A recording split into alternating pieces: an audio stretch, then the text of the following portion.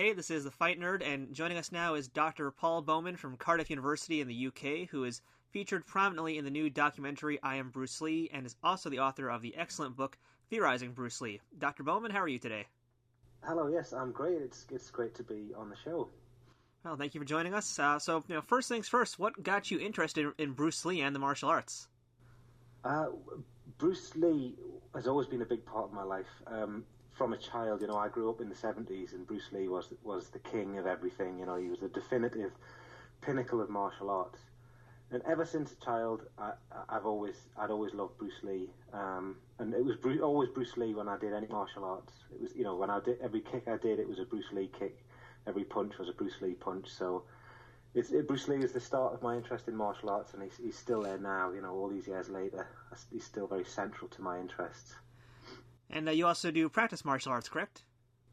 I do. But ironically, I practice different. I practice the ones he would have called useless. I practice Tai Chi at the moment, and also Choi Li Foot Kung Fu, which was the kind of notorious opposition to the Wing Chun, martial artists in Hong Kong. It was always the Choi Li Foot people that fought the Wing Chun people in the myths and legends of Bruce Lee's teenage years. But I never really got into any Chinese martial art when I was young enough to really be able to do the Jeet Kune Do or the Wing Chun. It was always Taekwondo and kickboxing and stuff. So as I got older, I found a Tai Chi instructor. I didn't know anything about Tai Chi and just instantly fell in love with Chinese martial arts at that point. All right, well, as you may or may not know, Bolo Young, who was in Enter the Dragon, he also practiced Tai Chi, so I'm sure Bruce would be okay with that. Well, yeah, Bruce Lee did. In that famous Pierre Burton interview, Bruce Lee demonstrates some quite reasonable-looking Tai Chi himself. I think he had family members who did Tai Chi. So, Bruce, I think he was interested in all different sorts of martial arts, wasn't he? And he researched them. But he was a young man, and he was very headstrong, and for him it was all about speed and direction and force and efficiency. And Tai Chi is it's an older, slower martial art, isn't it? It's for old people like me. On that topic, do you think if Bruce had lived many more years, do you think that his form of Jeet Kune Do would kind of change as he began to mature? I think that he said that explicitly. He would say this to Dan Inosanto, what we're doing now, we won't be doing next year, and we won't be doing next year. And I think there's that spirit of innovation and experimentation with Bruce Lee, which is really, really admirable. And you see it coming through today in the proliferation of new martial arts. That I think you can see a continuity between what Bruce Lee was doing and what people are doing, like in say Casey fighting method and in mixed martial arts and things like this. It's like innovation, what works, what doesn't work. And tradition is secondary, absolutely secondary to what works here and now. And I think that's to be respected. That's part of Bruce Lee's legacy. All right, now let's talk a little bit about the new documentary coming out, which is called I Am Bruce Lee, and you were interviewed for the film as well. So tell us what it was like to be basically on the other side of the coin, if you will, in this case, be interviewed for a film about Bruce.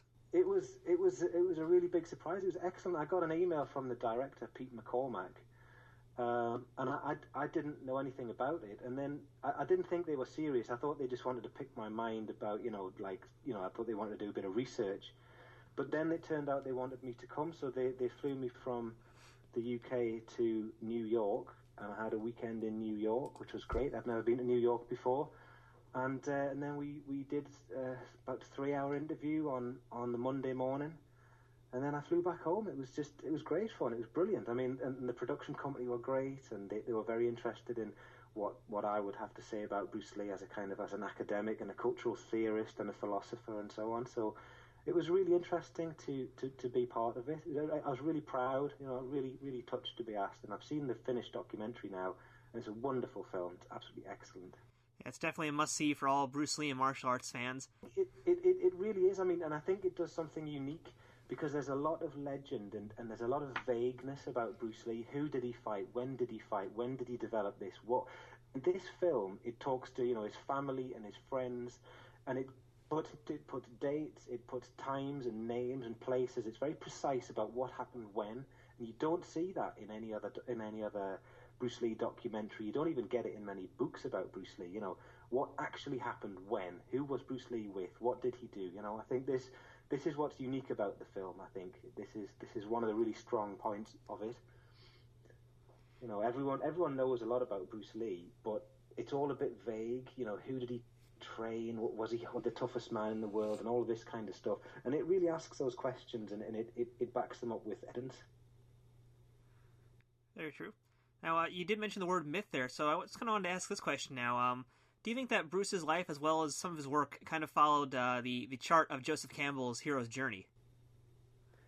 I think that what you get with Bruce Lee is like you get with any great kind of icon or figure, is people make it into a myth, you know. So he was a guy who had failings, as anyone has their failings, but he had a sort of spirit of innovation and everything. And so any event in Bruce Lee's life becomes a kind of a parable. You know, people read it for deeper significance and deeper meaning. You know, when Bruce Lee had a fight with Wong Jackman, and it took him too long to beat this guy, then Bruce Lee sat down, had to think about it and what his system, and then he revised his system. And this has the structure of a kind of allegory. You know, it's a parable about the master and the master's creation and the master's genius. And it's similar to so many types of story. You know, the Bruce Lee's life is put into a kind of a narrative format that, you know, Hollywood films love, that kind of structure, you know. But it's a classical kind of narrative structure that you see again and again. You know, all great historical figures become this mythological figure as well at the same time, you know. So yeah, it obeys the structure of a lot of different narratives. He becomes this larger than life figure, you know. Now, what would you say makes the I Am Bruce Lee documentary so different from all the other documentaries that have been done on Bruce? I think that there's two things. One is the precise, correct detail that you get from his students, his friends, his family, but then also you get the opinions of like a younger generation of people who've been inspired by Bruce Lee. So people you wouldn't automatically associate with Bruce Lee, you know, young pop stars and athletes and so on, all of whom are talking about the significance that Bruce Lee played in their life. So, you know, that Mickey Rourke plays a large part in it. You don't necessarily think, oh, Mickey Rourke is connected to Bruce Lee, but Mickey Rourke is saying, you know, this guy moved us and inspired us, and he was always there, you know, when I was training, when I was fighting. So this documentary is a mixture of, you know, celebrity talking heads, but they're there to talk about the wide impact of Bruce Lee on culture. So it's, on the one hand, it's precise biographical detail, and on the other hand, it's about the wider cultural and historical significance of Bruce Lee, which is quite wide, I think. All right, now I'd like to talk a little bit about your book, which is called Theorizing Bruce Lee, and I wanted to ask, you know, what gave you the impetus in the first place to write a book about the philosophical side of Bruce Lee and his films? Well, I work in cultural theory, mainly cultural studies and cultural theory, and when I would be at university, you know, doing my master's and my PhD, and people would be telling me about these complicated theories about post-colonial politics and ethnic politics and race representation and you know, racial struggles and so on. And I would think Bruce Lee's really important here, and I would often say that to people, and they would just kind of laugh, because for them Bruce Lee was just an action movie star. But then when I started to connect up Bruce Lee deliberately with some really big issues in cultural theory about, you know, like globalization and the cinema and you know, racism and civil rights movements and all the rest of it, Bruce Lee looms quite large on the landscape. And you think about, he was the first Asian male lead in a Hollywood film, in the first Hollywood martial arts film. You know, his significance is important. He really kind of globalized the term kung fu. So I started off kind of tentatively writing about Bruce Lee, and it gained momentum. And I wrote the book, and I thought, well, no one's going to read this. And it turns out that loads of people have read it, and loads of people really like it. So I've had contact from martial artists from all over the world, from other academics, from people in China, people in California, you know, who said, you know, thank you for taking Bruce Lee seriously, because Bruce Lee was always a big part of our lives, and no one's really spent the time to actually focus on the significance of his films. So that was the story of it, really. I can imagine there must have been an insane amount of research put into this to go over all the philosophers and all the different psychologists who were linked to many of Bruce's theories. So tell us how you actually managed to put all this together into one cohesive book. Well, I did try to cover everything in the world. I just thought I want to think about the significance of Bruce Lee when it comes to film, when it comes to the idea of fantasy, like, about male fantasies. What is it about, what is it to be a man, to be tough, and all the rest of it. So the subtitle is Film, Fantasy, Fighting, Philosophy. So the book focuses on his films. It focuses on the way in which the films have affected people. It affected me. It affected millions of people across the world to think, right, this is what I want to do now. I no longer want to be anything other than a kung fu martial artist inspired by Bruce Lee. And then looked at the way the philosophy kind of played itself out in his films. So it's film, fantasy, fighting. Yeah, I looked at his impact in martial arts, his impact on martial arts, and the way that he used philosophical ideas throughout the films and so on. So it wasn't trying to do everything. It was organized by these 4 sub-themes, these 4 strands, really. So I'm not trying to do everything. I was just grouping some of the really big aspects of his intervention into the world. So I didn't know everything. I don't know everything. I haven't read all of the philosophers that he's obviously read. I've read a different range of philosophers and a different range. But, in broad brushstrokes, I kind of wanted to just say that these are the areas that Bruce Lee was most significant in terms of. All right, now let's talk a little bit about the philosophers and philosophies behind Bruce now, starting with Jeet Kune Do and the motto of Jeet Kune Do, which is having no way as way. Now, what do you believe influenced Bruce to come up with that concept? I think that with Bruce Lee, you get, this was the late 60s going into the early 70s. This is the tail end of the counterculture, ideas of yin and yang, and Buddhism and especially Zen. They're very fashionable in America at that time. And Bruce Lee is a kind of a sort of a representative of this kind of countercultural connection to the East. Actually, if you look at a lot of the theorists and thinkers and philosophers that Bruce Lee is reading, he's reading them in translation, he's reading them in English. He's reading philosophers like Alan Watts. Alan Watts is a thinker who translated kind of Chinese and Japanese philosophy into the English language. And Bruce Lee's he's getting his ideas from Zen, from Buddhism and related philosophies, and just kind of translating those terms and changing words like you've just changed one word, so he's talking about Jeet Kune Do rather than fencing or rather than Taoism, So he's mapping out his philosophy about martial arts by using the format of various kind of Taoist and Buddhist insights. That's mainly where it's coming from. Okay. Now, something that you mentioned in the documentary was about Fists of Fury, and that in the original Chinese version, it's much more of a nationalistic movie than it is in the American dub. So I'd like to talk a little bit about that and how the socio-political structure of that film was changed for the various languages that it was dubbed in. Yeah, that's a very interesting film. So it has a number of different titles for a start, and then it's depending on which country you're watching it and everything. But I'll call it Fist of Fury, and it's the one that's set in Shanghai in the start of the 20th century. And Shanghai is occupied by the Japanese. And it's about, it's very nationalistic. It's about the assassination of a great Chinese patriot by the Japanese. So it's very anti-Japanese, very anti-colonial film. But when it was dubbed into English, you lose a lot of that. You lose a lot of the politics of it. So what you can do now with the DVD releases, so you couldn't have done this before, and we would never have known. I didn't know. I'd watched the dubbed versions when I was a child and when I was younger. But if you watch it in English, say, with the English subtitles, the subtitles are a more recent addition, and you see there's a lot of the conversations that they're having are about different things, and this takes place in the subtitles, which are truer to the Cantonese original.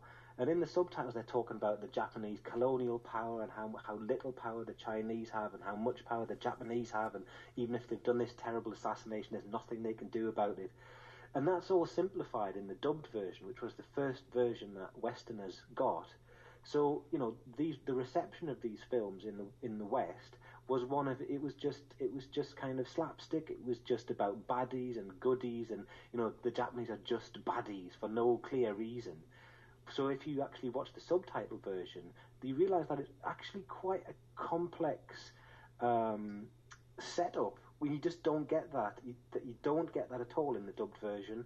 The dubbed version is a simplification of a complicated film, which is one of the reasons why Westerners tend to laugh at the idea of martial arts films as being significant, because there's a political dimension to it in China, where in the Chinese version, which isn't there in the English version, but also that's known widely in, say, for example, in Japan.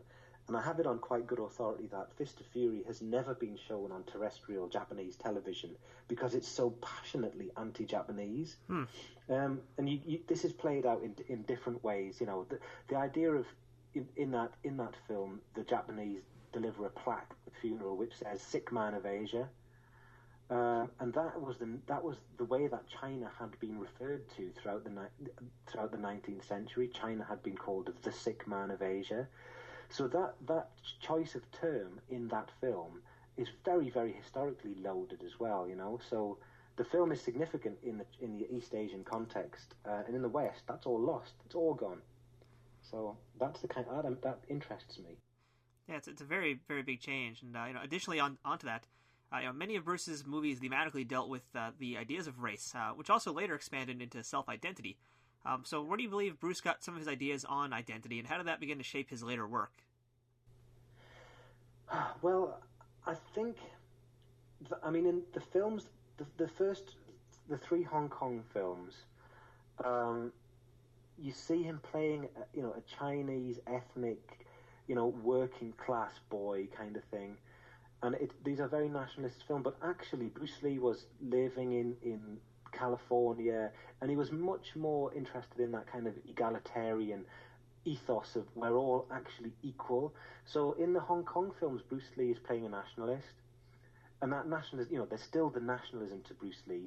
He's still proud of his Chinese heritage. Bruce Lee's actively against the simplification and the kind of racist reductions of Chinese people to kind of arsehole, that horrible kind of pantomime sense of what a Chinese person is like. So he wants to redress a racist representation of Asian men. He wants to change that. At the same time as as part of that, he wants to kind of champion Chinese culture and Chinese martial arts. At the same time as he wants to say, but guys, we're all equal. We've all got 2 fists and 2 feet, and that's we're equal in that respect. So you see, it's a mixture. Everyone's a mixture. Everyone has contradictory sort of beliefs at the same time. But I think that Bruce Lee was anti-racist, but you still get a sense through anecdotal evidence that I've heard about his life that he had a problem with Japan because of the relationship between China and Japan, and obviously he had a problem with England and with British identity because Hong Kong was British colonial territory. But basically, the Californian sort of version of Bruce Lee is one of egalitarianism. We're all equal. Let's put this race stuff behind us. So you get 2 different messages at the same time. So personally, what would you say is your favorite Bruce Lee movie? My favorite Bruce Lee movie is Fist of Fury. I think the most significant one is Enter the Dragon, but my favorite one is Fist of Fury. I think Enter the Dragon was the first one that Westerners saw, on a massive scale. So it's a bit like the question, who's more important, the Beatles or the Rolling Stones? And you think, well, musically, the Rolling Stones are much more significant than the Beatles, but the impact of the Beatles, even though they weren't as good a band as the Rolling Stones. So I think that even though Enter the Dragon is nowhere near as good a film as Fist of Fury, it's probably the more important. But I would prefer to watch Fist of Fury. Well, in your opinion, if Game of Death had been finished the way that Bruce had originally intended it to be made, how much do you think that would have revolutionized both martial arts films in America and just the entire Chinese film genre entirely? Well, I don't know. Something? I've come out recently and started saying, actually, from what I've seen of that film, it doesn't look like it was going to be very good. Now what I'm saying here is controversial. Everyone kind of goes, "Oh my God, it was going to be his masterpiece. It was going to be the best film ever." Now, and I don't know what kind of improvements you can make to a film between shooting these first goes of the scenes and then producing a final, honed and refined version. But from what I've seen, it looked a bit weak, I thought, actually. Maybe I'm wrong. Maybe it was going to be a magnificent film. But I've never been that impressed with the choreography and so on that I saw in that film. But as I said, I think that's because you're looking at a first rough draft of something, unfinished rough draft, and then we're expected to judge it.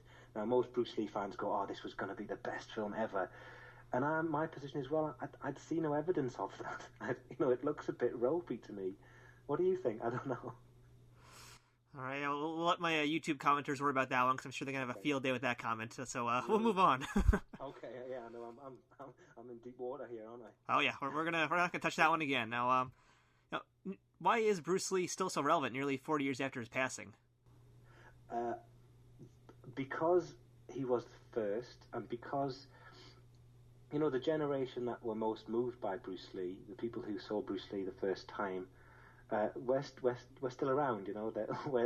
They're still around. They're older and in positions of power and so on. And like Bruce Lee was the person that got so many people into this. But also, I think that Bruce Lee was never just an actor, in the sense that Jackie Chan, Jet Li, these are actors who do Chinese martial arts, but they don't have the kind of power or force that Bruce Lee had, because Bruce Lee was the first Asian male lead to do these things. So black people, Hispanics, diasporic Chinese across the world, Asians, had not seen a non-white hero, doing these things, beating so many people, beating white people. And I think that you have to remember the ethnicity of it. It's a really, really important thing. Not only have you got the power of Bruce Lee's, performance and the skill and the speed of it, but the guy is an underdog, and he's not white. And I think that makes a huge difference, which I think you see that influence maturing in the kind of mid-90s with the Wu-Tang Clan, that kind of kung fu obsessed hip-hop and rap music. I think that was the generation most influenced by Bruce Lee really coming to maturity. But you just need to see the films, and you just go, oh my God, this is amazing. The passion. I think Bruce Lee was a great actor, and I think that the films themselves had a lot going for them as films. Very simple text. I mean, all action films are very simple in their plot and in their execution, but I think that the kind of sentiments that organise the films are very, very passionate sentiments. But as I say, I think it was the time and the place, end of the 60s, start of the 70s. This guy was the first, and you've got a kind of ethnic rage there as well, which was crucial throughout the 60s and 70s. So I think that's one reason, and just the sheer beauty of it, the skill and the speed and the beauty. He was the first. He was fast. Brilliant performance. All right, so the film is I Am Bruce Lee. You guys can check out more information about that on IamBruceLee.com, and you can find ways to see the film. And Dr. Bowman's book is Theorizing Bruce Lee. You guys can check out a link for it on my site for Amazon, or just go directly to Amazon.com or your favorite online book retailer for it. Dr. Bowman, we appreciate your time today. Thank you so much for educating the masses about Bruce Lee. Well, thank you very much for having me.